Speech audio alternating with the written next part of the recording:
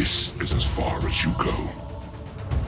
Welcome back, adventurers. Today, I'm incredibly excited to bring you the findings from a very extensive and expensive 50-hour playtest of the new ranged meta in RS3. If you're not aware, at the beginning of March, combat was reworked to make the original combat triangle up to par damage-wise with the new powerhouse Necromancy. With these changes, the hit cap and critical damage values were changed to align with Necromancy values. This immediately had not only an effect of PVM changing, but it also had an effect on the economy. Many bosses immediately became insanely profitable again because as people scurried to claim their new empowered traditional weapons, a lot of people just threw cash at obtaining these things. But today, we're going to be testing the most expensive armor set in the game with absolutely all the bells and whistles, Elite Dracolich. Now we're going to be using a Saren Godbow Essence of Finality, an Eldritch Crossbow Essence of Finality, and of course, the fabled Darkbow Essence of Finality. We will be main-handing a Shadow-dyed Bow of the Last Guardian. Sorry, I had to throw that Shadow die in there. I did spend 1.1 bill on it after all. And we also have best in slot perks. I will also be switching to Blightbound crossbows here and there to maybe build Adrenaline with a Grico switch, but this is what we're going to be maining today. But let's dive into Elite Dracolich first. Elite Dracolich was released with the Vorkath boss launch and has since replaced Elite Sirenic as the meta for rangers wielding a bow, as Sirenic has been given a set effect which synergizes with crossbows, whilst Elite Dracolich empowers bow users, and along with the addition of God Arrows and the Bow of the Last Guardian, Elite Dracolich has some absolutely insane DPS potential.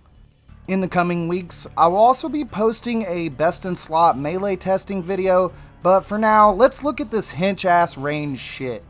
I wish to begin my testing at RHEYO, as I have over 2,000 kills. It's one of my favorite bosses in the game, and is a good measure of my DPS, as it has a DPS feat that is well known as the Pool Skip. A Pool Skip is a feat where a player in solo takes RHEYO from 400,000 health to 200,000 health before it can heal itself and become enraged.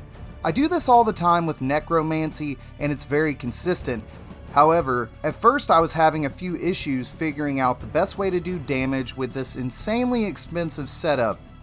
After a few runs, I started consistently at least getting kills. I had to clear the pools with Chinchompas, but before long, I was able to understand when I should be using Dracolich's special effect, which I'll go into in a moment, as movement is very important at RHEYO. Now, the reason the movement was messing me up is because RHEYO has several mechanics where you're forced to move, and the Elite Dracolich special effect all revolves around the channeled ability Rapid Fire, which will become disrupted if you move without wearing fleeting boots. Now, I wanted to make sure I wore as many pieces as possible, but I did do some kills with fleeting boots, and I definitely noticed a difference. The Elite Dracolich set effect generates adrenaline when using the Threshold Rapid Fire. With at least 3 pieces worn while wielding a bow, channeling Rapid Fire for its full duration grants Dracolich Infusion for 3 seconds, increasing the chance to critically strike with ranged attacks by 40%, which is insane, because, for example, the Calgerian Demon that I carry only boosts, while using scrolls, my critical chance by 6%. So this is insane. With at least 4 pieces worn, this is increased by 1.8 seconds, and with all 5 pieces worn, the duration of Dracolich Infusion is increased by another 1.8 seconds. These effects become active once an item from the set has been worn for at least 9 seconds. I'm not familiar enough with ranged DPS rotations to quite beat my Necromancy time, but I can tell you after a few weeks work, I do believe that I will finally be able to put Necromancy as a second place here at RHEYO. Perhaps even third depending on how the melee developments go, but you'll have to tune into that video to see. The next boss on our list is one of the most difficult in the game, And I especially wanted to try this boss because it is notoriously difficult to use other styles when compared to necromancy, and I wanted to see if DPS skips were possible with ranged. So my good friend Cody and I decided to send some range Angel of Death, and surprisingly, we were able to still hit many DPS skips like the Reaver skip. Unfortunately though, I did not manage to spoon any cool unique drops since our good friend Poppy Mose stole our Pracer Wand. What a dick. But it was still really a fun time. I did roughly 5 hours of Angel of Death, and I quite enjoyed the damage that my range setup put out. I also enjoyed the actual physical range of the Bow of the Last Guardian, making it easier to DPS the pillars without getting hit by shadows, as Necromancy only has a 6 tile range for the style.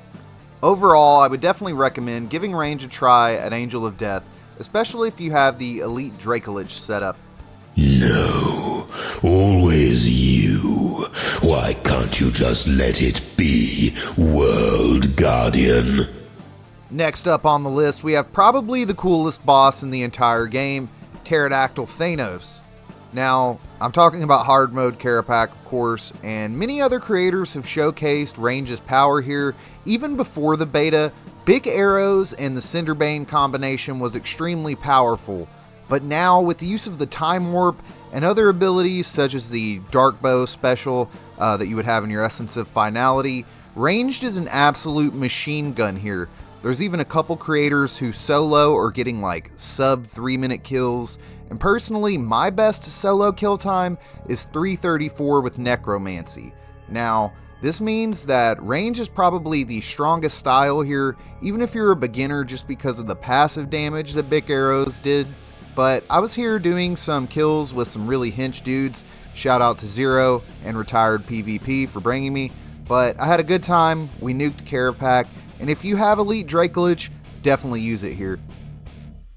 Next up on the list, we have Zamorak, the Lord of Chaos. It is one of the bosses that range is notoriously good at, considering the cooldown lowering effects of the edicts, as well as having free adrenaline each time an edict is restored.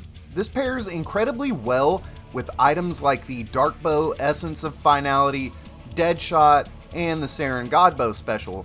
Well, really, absolutely anything that uses adrenaline is pretty good at Zamorak. And Zamorak might be an incredibly difficult boss, but he's not hard if you nuke him off of Gielinor with a Bow of the Last Guardian and some undead dragon leather. Currently, it's probably not a bad idea to be camping Zamorak, as all of the items he drops have inflated in price tremendously. He drops the Robes of Havoc and Chaos Horror, so this is a perfect place to learn your ranged rotations in my opinion. Now, he also of course drops pieces to the Bow of the Last Guardian, so while practicing your range prowess, you may even end up making a couple billion GP. But even at high enrage, you'll find that Wind Arrows with Elite Dracolich to be a deadly combination on this big red guy in a dress. Range is definitely very squishy, and you're going to take a lot of damage, but thankfully the DPS output makes it well worth it. Overall, ranged is by far the king, in my opinion, of Zamorak. I was originally going to lump all of the elite dungeons together, as they are similar for the need of AoE abilities. However, I wanted to specifically talk about ED2, and then I will talk about ED3 in just a moment. ED2 is filled with dragons, and since when using Jas Dragonbane arrows, they increase all damage dealt by 30%, making them insanely powerful in their own right, but paired with Elite Dracolich and the Dragon Slayer Codex, it's insane. ED2 also has a very high-end solo DPS skip that many players, including myself, aim for. It's called a flight skip. This is on the Blackstone Dragon, the final boss of ED2. I have completed this feat with Necromancy, but I've yet to do it with another style in solo. However, I found it incredibly easy to do flight skips in duos and trios, but I truly believe once I learned range a bit better, it will be no problem to accomplish this feat solo. If you're headed to ED2, definitely take your Elite Dracolich with you. Next up, let's talk about the Ambassador. He's one of the channel favorite bosses, and I was eager to try out Elite Dracolich there. However, I found that the Elite Dracolich set, especially without the fleeting boots, to make the Ambassador very, very hard.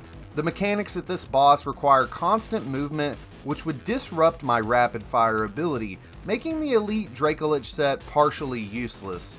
This is not to say a skilled ranger couldn't time their ability usage better, but that was not me. I died many times, but I was able to complete a few ambassador kills after some struggling. I ended up completing 10 runs or so, and found the rest of the dungeon to be quite chill with ranged, especially with the use of mechanical chinchompas. I'm not totally sold on Elite Dracolich at the ambassador, but give it a try and let me know what you think. I took Elite Dracolich pretty much everywhere in the game, and as a rule of thumb, it performs insanely well everywhere really. If a boss is poisonable, Bic arrows are awesome, especially in longer fights. Wind arrows are absolutely overpowered and great at bosses that aren't poisonable. And of course, with Jas, Dragon, and Demon Bane arrows, Elite Dracolich can nuke any monster that applies to that. Overall though, what would I personally rate Elite Dracolich? Let's look at a few different things to rate it on, but first, let's do the simplest. Look. I definitely love how Elite Dracolich looks, and I'm very certain it will be the next armor that receives the ability to be dyed. It looks very majestic and powerful, fitting of a tier 92 armor set, so I'll give it a 9 out of 10 for looks. Next up, let's look at power. Obviously, based on my assessment, it's very powerful. In fact, I would argue it's the strongest armor in the game when paired with the other ranged meta gear. So I'm gonna give it 11 out of 10 for power, as it may even be a bit too powerful, but please don't nerf it, Jagex. Our final criteria would be ease of use. I'm gonna give it a 7 out of 10 here, as I love how the rapid fire special teaches you to fully channel an ability, but capitalize on the critical strike buff. However, when wielding the full set, movement disrupts rapid fire, making it feel a little bit clunky at some places, and perhaps even outright hard to use for the less ranged savvy players, so I am going to give it a 7 out of 10. This playtest was an absolute blast, and I really enjoyed gathering this information for you. My final assessment of Elite Dracolich is that it is absolutely awesome. However, I really wouldn't recommend purchasing it until you have virtually every other unlock for range obtained, as most of your damage will be coming from the Bow of the Last Guardian, the Saren Godbow, and the Greater Ricochet ability. So if you do have all your unlocks and you aren't sure if it's worth the 2.5 billion GP price tag, I would actually say it is, especially for how it performed at money-making bosses such as the Angel of Death. A single codex drop at the Angel of Death would pay for a good portion of the armor set, and if you're using it like it's intended, you'll definitely nuke the bosses off the map. I hope you've enjoyed today's video. It took a hell of a long time to make, and I genuinely hope you found it both entertaining and informative, but shout out to the homies who contributed and helped with the playtest live on Twitch. Check out a link in the description if you would like to come PVM sometime or just support your boy. If you enjoyed today's video, please leave me a like and subscribe if you're not already to help support our small but passionate RuneScape channel. Without further ado, Pride Slayer out.